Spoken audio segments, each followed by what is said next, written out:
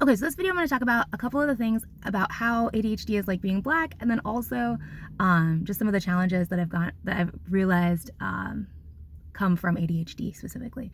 If you don't know, my name is Felicia Fall. I'm an artist, traveler, social change through cultural art. I sell fair trade, just fits under that as well.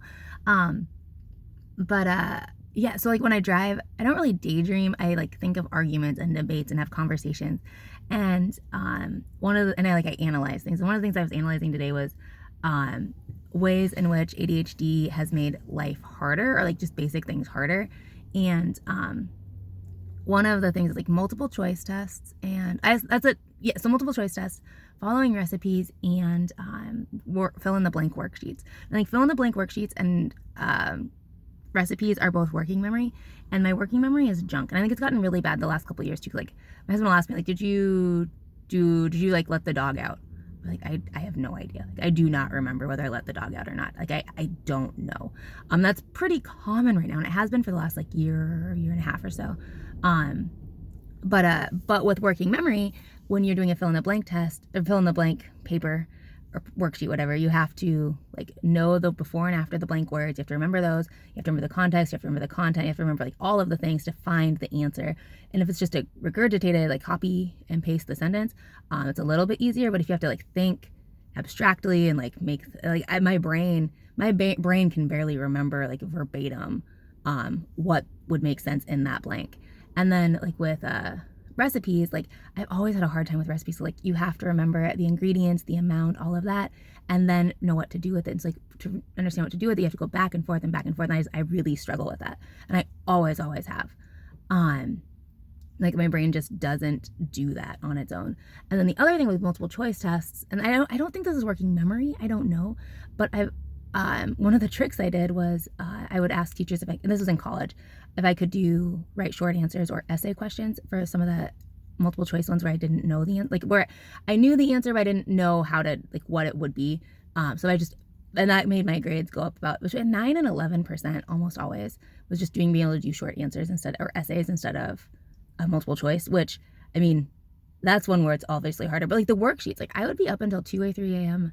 at night as a high schooler trying to do these stupid worksheets. The kids would finish in class in like 15 minutes. I'm like, how the crap did you do that in 15 minutes? I did not understand.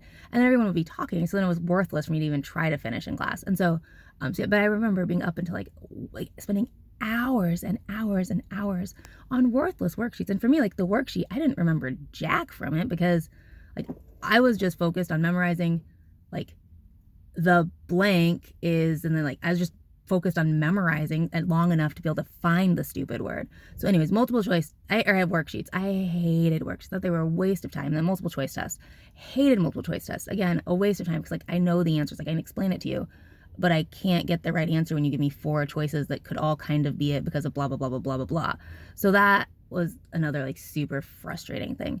So in college, and we got married at 21 and we'd lived together for like 3 years after that. So I was probably like 24, 25 at this time. So like totally legit and legal, but I would drink wine during multiple choice tests if the teachers wouldn't let me do essays. And that also brought up my grade, a solid 9 to 11. Like everything was like 9 to 11 pretty consistently. And I don't remember which tests were what and everything, but yeah, pretty consistently. So that was my other thing that like it works. And I don't know if it was overthinking. I don't know if that, like if my brain's just thinking so fast that I can't keep up with it. And so like, I don't know why those two things worked, but yeah, doing short answers or essays instead of multiple choice, definitely helped in some of my upper level courses, especially. Well, then how's it like being Black? So, the idea that like it's not just whatever, you have to work harder to get like do the same things as other people. And I think one of the examples of that I probably shared before is like with travel. I think like it's so much easier for me to be abroad a lot of times than for me to be home. That's also true like just out of city, like out of like just in somewhere new. But when I travel abroad, like I don't get culture sick or culture shock. And it so in India we had a group of 13 kids. Everyone, like there were a couple that were mixed, like Hispanic, but presented as white. And then there was one boy who was adopted from Korea and me. And so we were the two, like, but the two of us, we didn't get culture shock. We didn't get physically sick from culture shock. And I think because living in Wyoming, we were both just so used to like people just looking and staring and being different and like all of that. And like used to answering like weird questions. You're like, why would you ask that? But like that's our everyday life, right? And so being abroad with lots of differences, it was just exciting. And it was not that different from being home, where like it's just kind of like, yeah, I'm different every single day of my life, no matter what I do. So it's, yeah, so that was one of the things where it's like, and it's in a lot of ways, I think a lot of those things, not so much the tests and not so much that part, but definitely like I think ADHD and being Black too, like in the same way, like with travel, one of the reasons I don't get migraines when I travel is dopamine. So like I'm a pretty decent traveler because I almost always feel better traveling. I don't have stomach issues. I don't get sick as often. I get sick when I come back home almost always, but that's a whole different thing. So like traveling is not necessarily easier, but like in some ways it is. And I love like talking to strangers because it's dopamine. One of the reasons I've always been a really good snowboarder.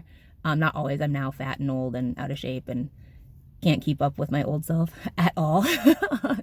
But like 10 years ago, 20 years ago, good gravy, like I was a really good snowboarder, and like I don't get migraines skiing or snowboarding because of dopamine, right? Like, so all these things, and like the adventure and the challenge of it, like dopamine, but also the like ballsiness. Like I was all I told my pastor in a meeting the other day, I was like, yeah, I once was told in high school I had bigger balls than any of the guys snowboarding. Like, anyways, it's funny. But I think some of that too is like the ADHD. Like, I'm always seeking that thrill and like seeking the next dopamine hit and like all of that. And so like with snowboarding, it was, yeah, like my major source of dopamine, because it was like I was like the best girl in my school, which sounds whatever. But and I would say there was one girl who I think was better, but the guys say she wasn't. I don't know.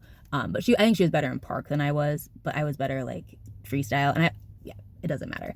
And like I usually rode with the guys that are like throwing down backflips and stuff, and like and I didn't do that. So like I was like average for the guys, but yeah, that was in high school. Like there were only one guy I rode with in high school did backflips and anything inverted, and I didn't do inversions at all. I didn't even try for it. No desire.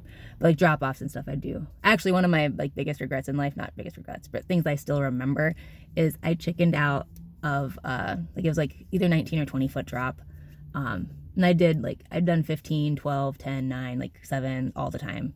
But yeah, the big one, I didn't do it, and I probably never will, because now I'm, like I said, fat and out of shape.